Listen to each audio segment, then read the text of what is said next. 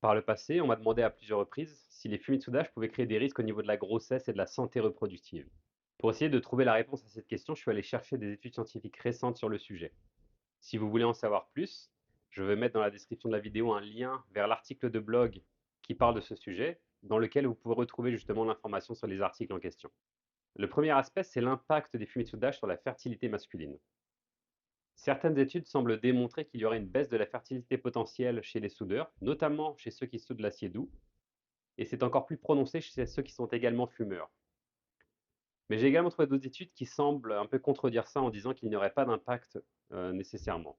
Le deuxième aspect concerne les résultats de grossesse pour les femmes soudeuses.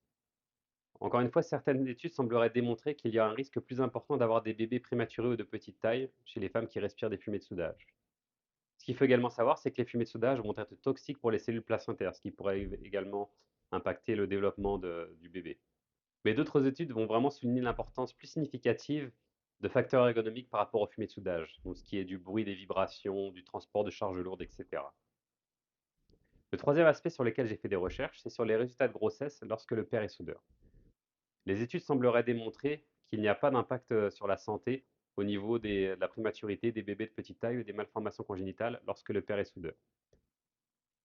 Cependant, lorsque le père soude l'acier inoxydable, j'ai trouvé une étude qui semblait démontrer qu'il y a un risque plus important de fausse couche. Donc c'est quand même quelque chose d'important à considérer. La conclusion de tout ça, c'est d'une part que plus de recherche scientifique va être nécessaire.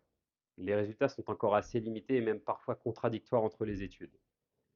Mais de manière générale, sachant qu'il y a un risque potentiel, il vaut mieux prévenir que guérir. Et donc ce que je vais recommander à tout le monde, c'est d'avoir une stratégie de gestion et d'extraction des fumées de soudage efficace pour justement s'assurer qu'il n'y aura aucun problème. Si vous voulez en savoir plus sur le sujet, j'offre des webinaires toutes les semaines. Je vous invite à vous inscrire, c'est gratuit. Vous allez pouvoir en apprendre plus justement sur les stratégies pour gérer efficacement les fumées de soudage. Et sur ce, je vous souhaite une excellente journée. À bientôt.